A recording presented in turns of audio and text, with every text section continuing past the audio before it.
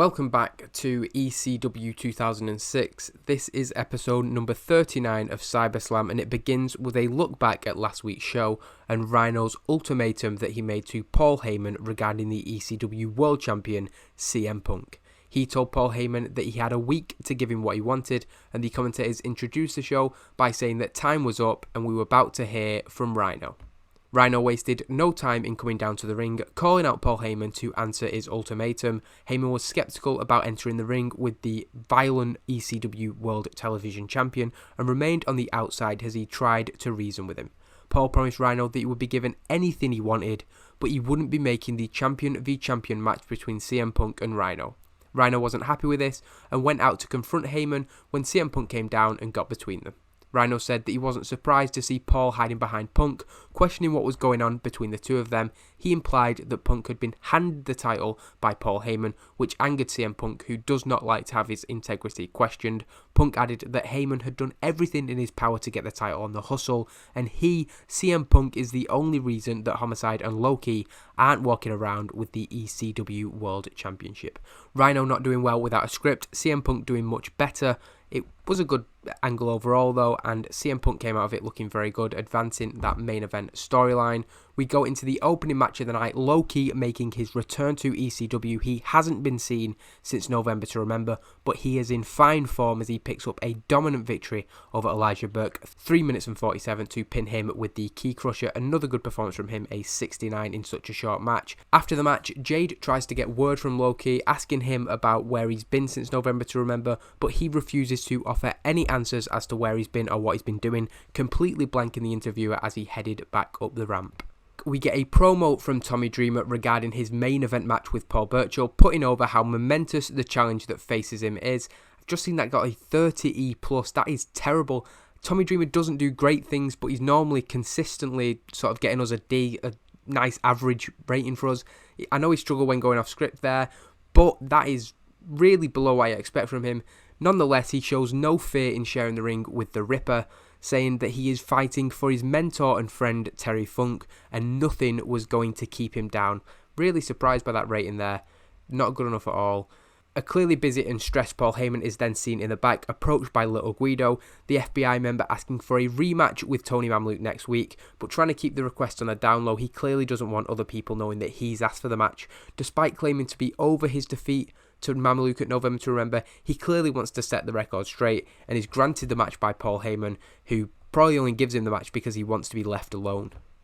The second match of the night sees a bizarre tag team, Balls Mahoney and L.A. Parker. Both men like to swing chairs, that's the logic behind it. They defeat Roadkill and Dorian in 8 minutes and 20. LA Park defeating Danny Dorian with a skull bomb. He also carried the match in terms of in-ring performance, absolutely miles ahead of everybody else. He's really good. We've only got him for I think another 20 days, so he'll probably have one match in December or maybe 2 matches in December, but he was on a short-term deal and he's a freelancer, so he won't re-sign, unfortunately. So we just put out a random sort of match with him, and we wanted to give him a win before whatever he goes on to next.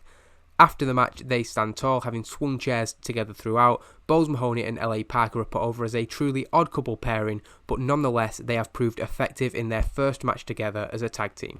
We get another promo promoting that main event, with Steve Corino talking about what Paul Burchill is going to do to Tommy Dreamer tonight, saying that he is the latest victim of the Extreme Horsemen.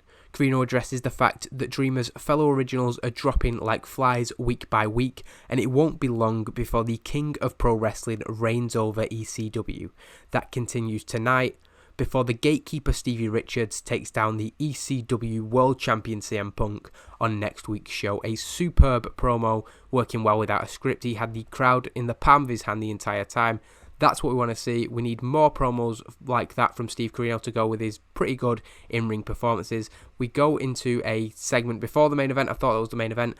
Having failed to speak with Low-Ki earlier, Jade once again tries to get word with Low-Ki as he leaves the locker room. Ki is just as unwilling to speak, but this time it isn't only Jade who is waiting for him.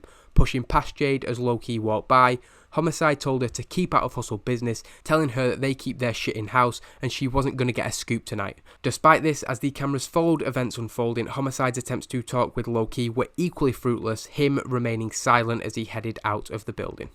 We then get a video package before the main event. The dominant arrival of Paul Burchill in ECW is recapped, the Ripper forming the final piece of the puzzle for the Extreme Horsemen. This match came about following the events of November to Remember, when a brutal contest with Burchill left Terry Funk needing medical help.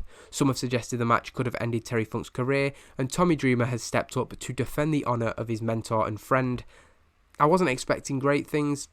It's an okay match, I suppose. Ideally, it would have been a C-.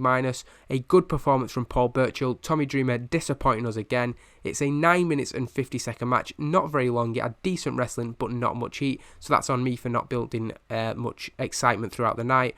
But Burchill picks up a dominant, decisive victory. Another one that leaves Tommy Dreamer out. He's destroyed, dismantled. He can barely stand after the match. Paul Burchill standing tall, but the story is of Tommy Dreamer's physical condition. Dreamer, like Funk before him, is determined to leave of his own volition, but is physically incapable of doing so. Dreamer collapses on the outside of the ring and is carried up the ramp by medical staff.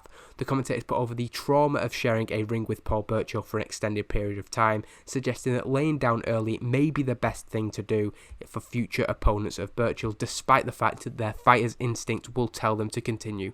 Above all that, Tommy Dreamer's physical pain is just the tip of the iceberg in what has been a mentally exhausting year for the heart and soul of ECW. A huge part of the company being brought back, ECW's revival has brought nothing but suffering and pain upon Tommy Dreamer, this latest installment potentially tipping the innovator of violence over the edge.